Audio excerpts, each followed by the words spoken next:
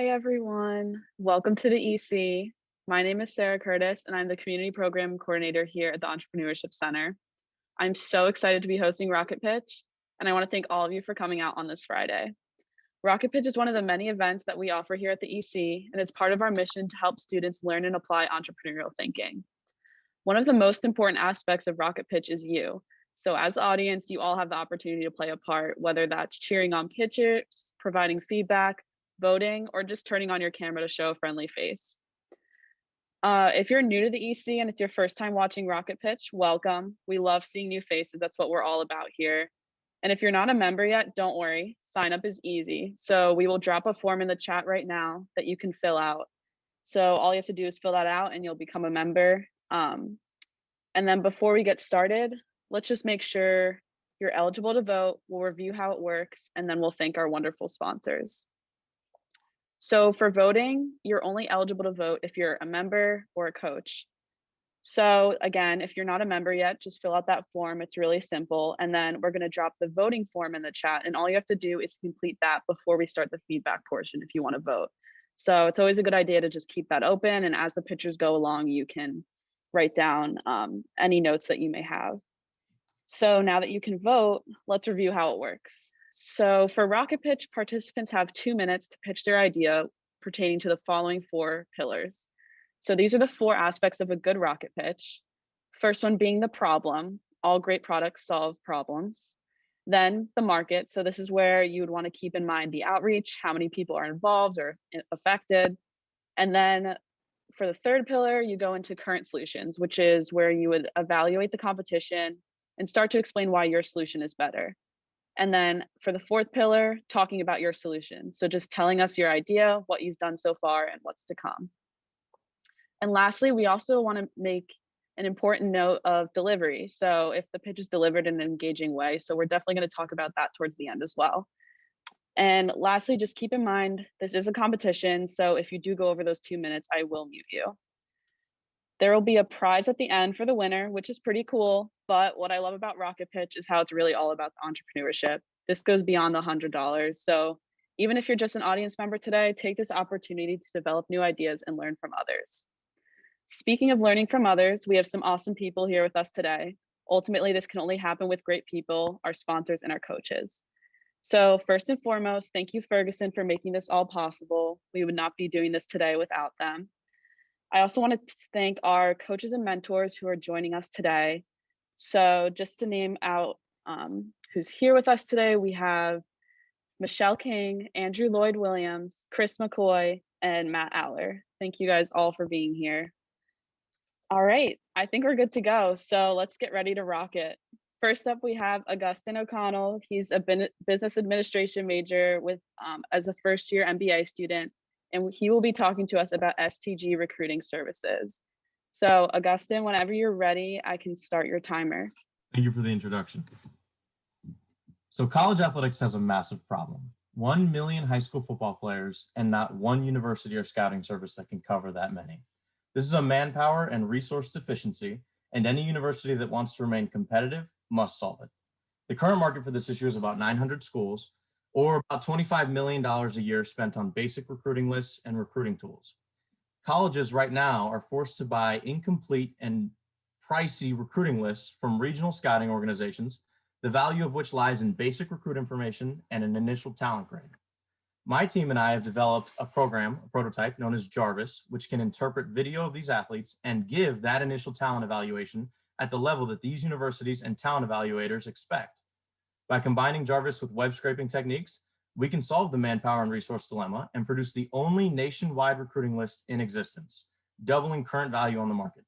Additionally, Jarvis can be packaged as an app or software tool and licensed directly to universities, enabling them to solve their manpower issues as well. A 2-for-1 kill. Our technology will transform the athletics recruiting space one college at a time, and football is just the start. Thank you. All right, thank you so much for that pitch. We're going to move right on into the next one. So our next pitch today is Taylor Robertson. He's a finance major, he's a sophomore, and he will be talking to us about Matchmaker. So Taylor, whenever you're ready, you can go ahead and I'll start your timer. The endless swiping on Tinder not catching fire for you? Have you tried Bumble, found the time restriction awkward, or Hinge and Coffee Meets Bagels twists on the dating app a little stale? Want more than a twist, a new take entirely on the way we seek digital relationships? You might be in the same boat as the other 270 million dating app users. I know the only men I've ever really liked are the ones I've met through mutual friends. At a poker night, party, or someone said to me, "You just have to meet Bryce." We trust our friends know us and other people who could suit us. And though we want the final say, a friend bringing that possible man or woman into our sight is so helpful. It gets rid of the hardest part, the approach. On a dating app, that's the dreadful first message. Who says it? What to say? Friends introducing friends make the best date, which is where my app idea lies. Matchmaker, a new approach on the dating app. Make your profile, link your Instagram, Spotify, Facebook, TikTok, LinkedIn, and share your contacts list. The new take, you're not swiping for yourself. You're matching up friends and they're matching up you. You've given the app your following list, friends list, and contacts. We at Matchmaker know every Tom, Dick, and Harry you claim to know. On the right side of your screen will be 3 women. On the left will be 3 men. If you want to make a match, you drag one profile on top of the other. If you don't see a match, swipe a couple profiles away until you do. You may know all 3 women, or they may be friends of friends. It's social media on steroids. You're actually supposed to judge these acquaintances, match them up. And if they've been matched twice by other people, then here's the key part. You get to start their conversation with a single message. Seems like you both like to ski. What's your favorite resort? You get to be a modern day Emma Woodhouse and hopefully score a few good recommendations on suitors yourself. The app will generate revenue through an advertising model and subscription service with perks like getting to match yourself once a day or getting to instantly match a pair of friends. At the end of the day, it takes the awful first step away. And hey, you can always unmatch if your friends from camp didn't realize you hate skater boys. Thank you.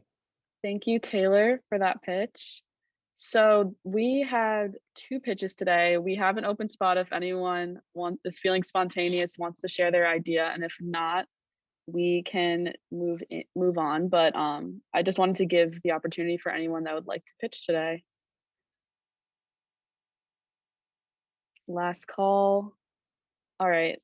Well, so thank you again for all your pitches today. This was a really great lineup. We're now going to take a quick breather to allow time for you to complete your voting forms. And when we come back, we'll move into the feedback portion. Just a heads up, today for feedback, we're going to be going with a more structured route. So I'll go into more details after the breather, but I will be calling on coaches to speak on each pillar instead of more of a volunteer-based format. So I will call on the coaches, and then if any audience members or other coaches still want to say something during the discussion, please direct message me in the chat and I will do my best to read it out loud for you. So I'll see you guys in a few minutes. Welcome back. If you've not taken the chance to vote yet, I encourage you to do so now because we will be closing the voting form within the next few minutes. Yeah, I guess we'll close it, let's say 2:18. So I'll give you guys 2 extra minutes. If you haven't filled out that voting form, please do so now. So this week, I will call on coaches to speak for each pillar. I also want to invite audience members and any other coaches to give some feedback to our wonderful pitches. First, we will have the coaches I call on speak on each pillar, and then we can move on to the feedback submitted to me privately via chat. For the additional feedback, you can write any questions or comments you may have in the chat box, and I will read them aloud for you after the coaches speak. In the message, also just make sure to include which pillar you're addressing so I can ask it at the appropriate time. We will also be opening up discussion for any of the pitchers. So whoever discusses the pillar, they can speak on both pitches at the same time. So again, it's important to keep in mind the aspects of a good rocket pitch. So just going back to those pillars, first, we're going to address any feedback relating to the problem.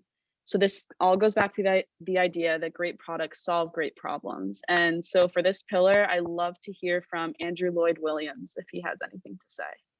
To unmute myself. Well, I enjoyed both pitches. They're both great. I think, of course, Augustine, I've heard it before, so there's a bit of deja vu there. But it's a great idea, as I said at the time. I think you've got a technological masterpiece there if you really have sort of got Jarvis working completely. As far as Taylor's concerned, I like the idea, but I wonder, well, perhaps I shouldn't move into the market yet. I mean, I think hooking people up together is a universal problem that will never be solved. There's always new people coming along looking for connections. So there's definitely a scope there for a new solution. Okay, thank you for that feedback. If anyone would like to mention anything else about the problem, you can message that.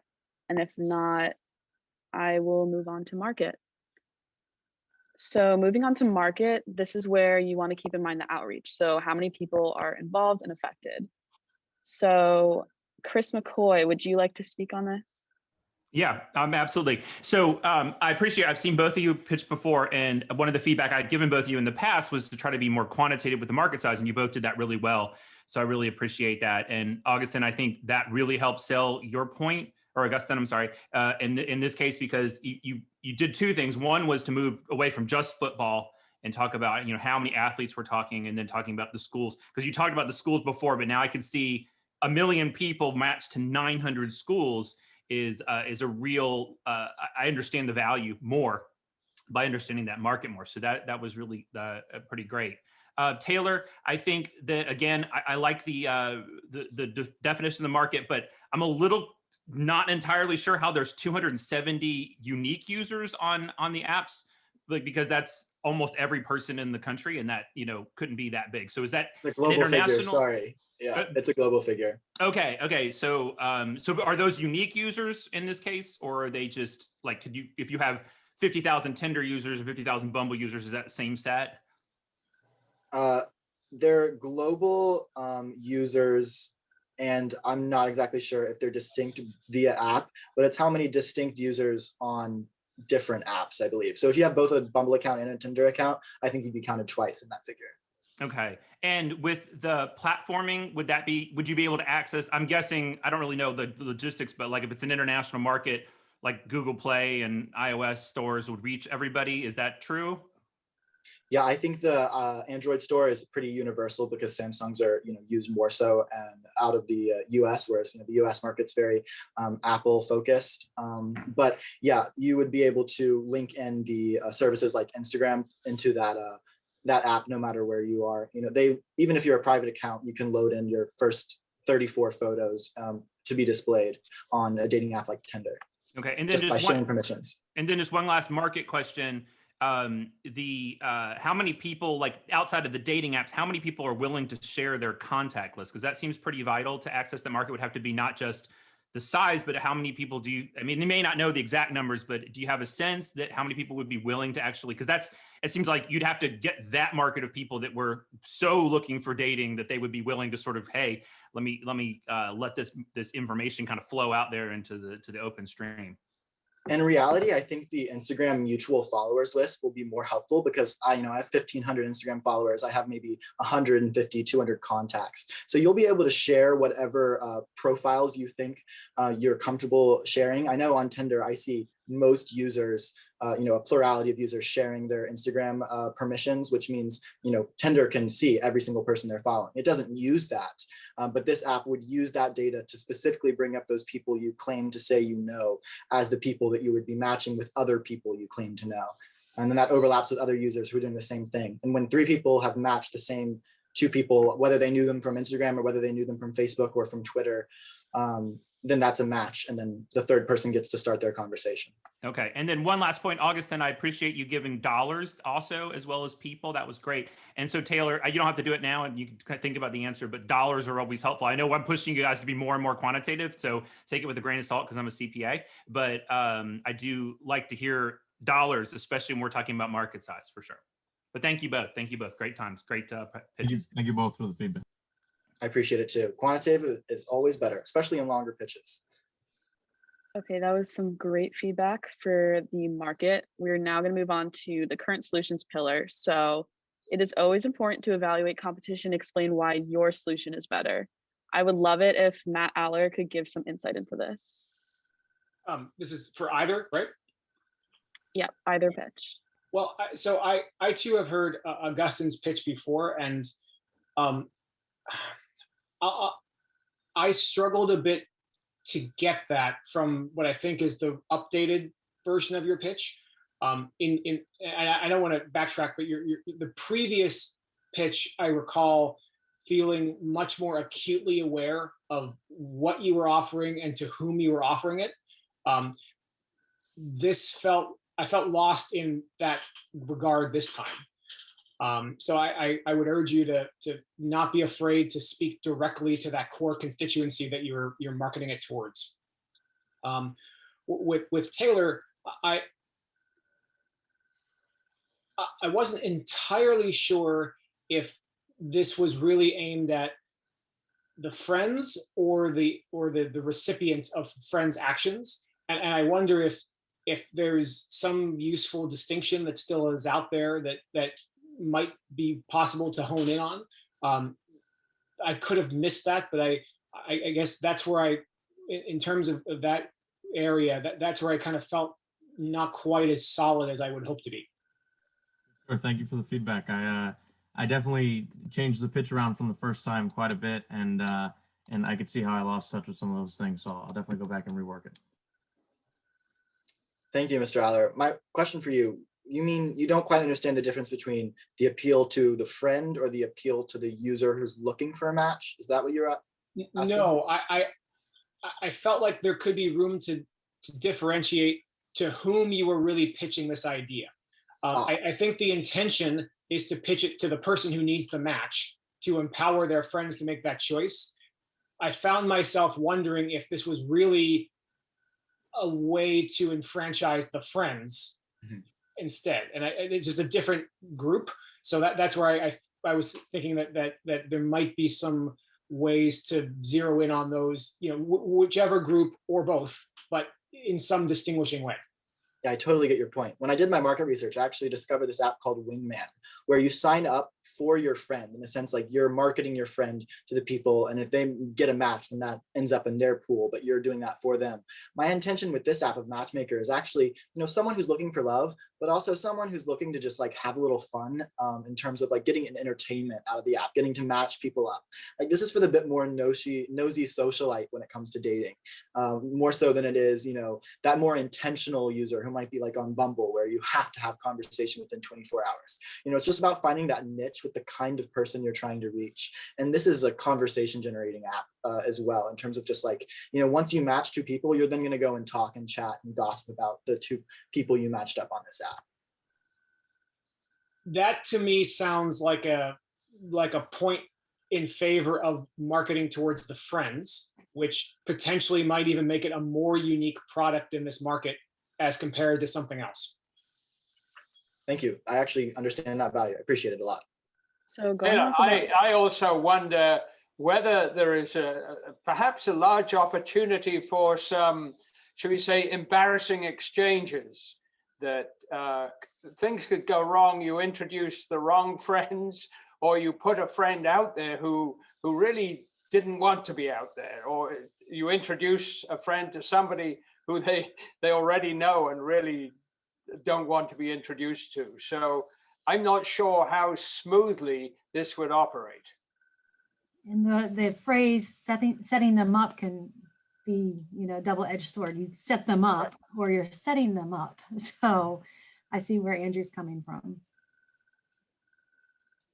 I totally agree there. I actually mentioned this to one person when I was doing like customer evaluation. They said, oh, I would just mess with people. I would say the most random thing to start their conversation.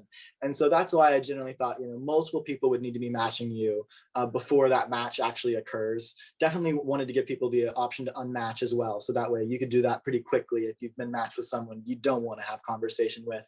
But also I think part of the fun in the app is that you just don't quite know if maybe your friends are trying to screw with you or not.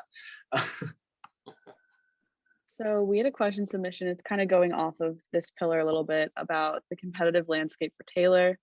So how will you get people to switch from what they're using now? And how will you protect yourself from others who may try to copycat you? So I think, dating apps have to exist in an ecosystem where they're all competing with each other. You're never going to get all of the market share. That shouldn't be your intention.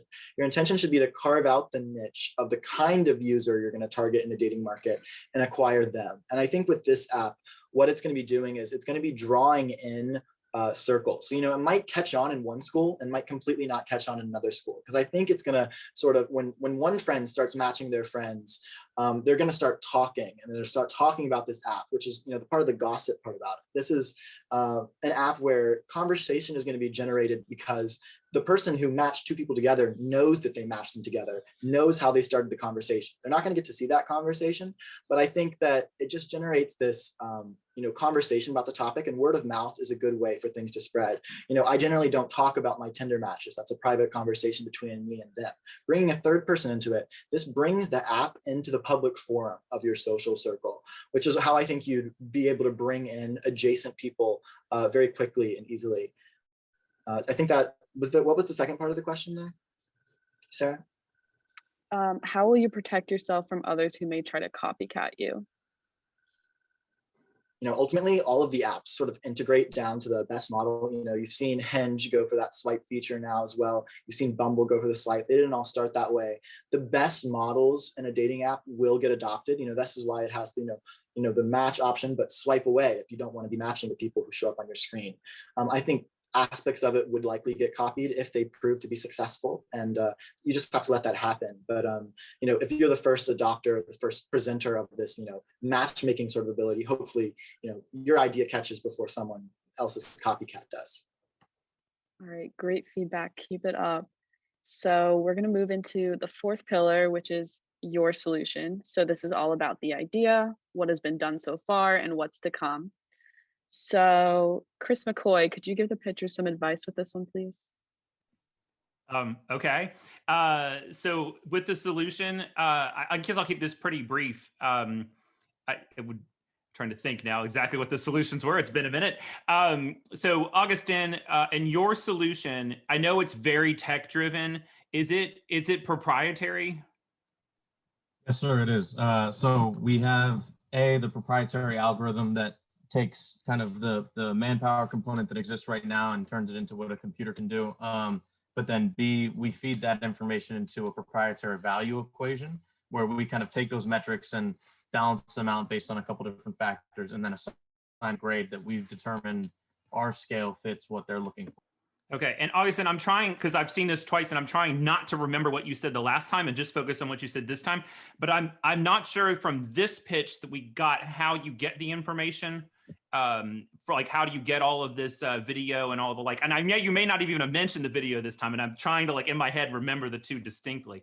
So basically, we use data scraping techniques that are readily available to capture all of the video that's published by athletes who are trying to get to college. Every athlete at college has highlight film and tape available on them on the internet, usually in the same sources. Like Huddle's a great example. Most high school athletes have Huddle. And so we data scrape that video and then evaluate it through our algorithm from there. Okay, because I think this time you mentioned web scraping, but I don't know if I knew what you were actually scraping. Okay, so that's good. That's good. Okay, so thank you, Augustin. And then with Taylor, I think you did a pretty good job explaining. I guess maybe I could think a little about what's the solution part. I guess that's not too much into how you were going to generate revenue, except that's sort of required for the business.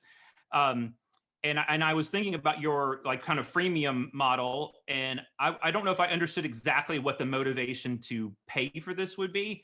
Is it just to strip out ads? Is it, so again, you talked a lot about the motivation of the users, and I'm going to assume it's a generational thing because I've been married for so long that it would not be my way of going about it, but I'm not going to, I think you understand that better than I do.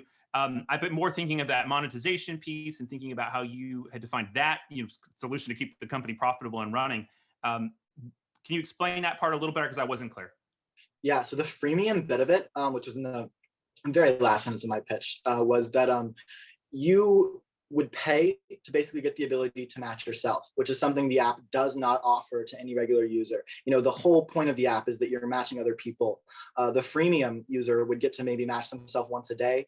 Also, the way the app works is that 3 distinct people would need to match a pair together before that match actually occurs. But the freemium user would get to just automatically match a pair of friends and start their conversation if they so liked. So you're okay, paying for added benefits. Okay, this is good. So that, again, kind of to Matthew's point about who's this pitch to, I thought when you said that, you meant that you as the person looking to be matched would go and match somebody. And then I think, well, people really want to do this. They're just going to pay so they can match themselves and just completely short circuit the idea of the network. But you're saying that the friends are the one who pay in order to take advantage of matching people directly. Both. I think that you're going to want to offer these freemium services in a way where you're not getting rid of the natural part of the app, where where other people are matching you. You're not going to be letting someone match themselves multiple times a day. But I do think that there's going to be the user who's going to pay $10 a month to be able to do that, and that you want to cash in on that revenue stream. But it definitely also a part of the freemium will be matching other people and getting the ability to do that automatically, more often than the regular user gets to. And you're also always getting to be the one who starts the conversation. Another aspect I have of it is also that you're constantly going to be being presented in this ecosystem once you've already been in matches. So you've been matched thrice with one person, you've started a conversation with them. Okay, you're still being presented on the grid. Your name is still coming up because you can be matched with other people. You could still be matched with this other person again. So if you get matched with this other person again, it's going to show up in your chat. Oh, a fourth person has matched you. A fifth person has matched you. So you might be talking over the span of like 5 or 6 days, and you've had 10 people match you. I think that's also, get a reminder every single time that happens. It's keeping people in the loop on this app, keeping people drawn back to these people because they're somehow realizing all their friends are suggesting this one person for them. So I'll give you guys just a little bit of feedback. Think about it, and since I've seen both of you pitch a couple of times, again, you guys have really thought about this. You have a really well thought out, and you have a lot more detail beyond what you do in the pitch. So I would just say, keep sharpening the sword and thinking about just putting out there what really, really matters with that solution, even if that means slowing down through some of the points in order to really, just find those 2 or 3 that really take that problem and match it to that solution. So if it's extra details beyond that, it can be, and I think that's where I might've gotten lost with both of yours, because there's a little bit of extra details. Make sure you I think, link that problem to the solution without so many extra sort of little points added in, if that makes sense. Absolutely, it does. Awesome. Thank you. Thank you both. Thank you both. So we have a question submission. It's a proposed solution and revenue question for Augie. What partners do you need to help develop or distribute your solution?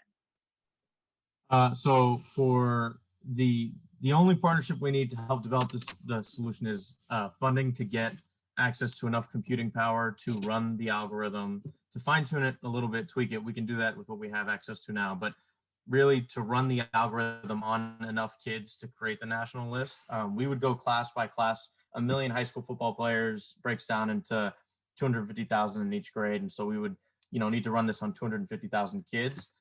That's computing power. That's funding on the magnitude of about $25,000 to $40,000, depending on how quickly we want to get that done. And then as for distribution channels, the way that we plan to attack that is to start on each level of college football. And so there's Division I, Division I AA, Division II, Division III, and then smaller like JUCO level colleges. What we'll do is we'll aim at, because there are enough universities within Virginia and within a driving distance, and because of the way football coaches operate and the way I would target selling to them is in-person presentations, or at least, Zoom face-to-face, showing them a product demo, that kind of thing. We would aim to hopefully sell to schools at every level in Virginia, because there's many that are accessible here. And then from there, key into their networks, like their conferences, their competition, et cetera. And on top of that, part of my team and I as well play Division I football, and we have networks of football coaches all over the country that we can kind of access as well.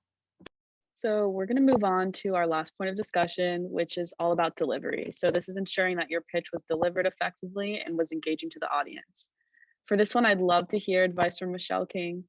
So if she has anything to input with that, that would be great. Thank you. Well, kudos to both of you for coming back and doing another pitch and then working on previous pitches and doing that.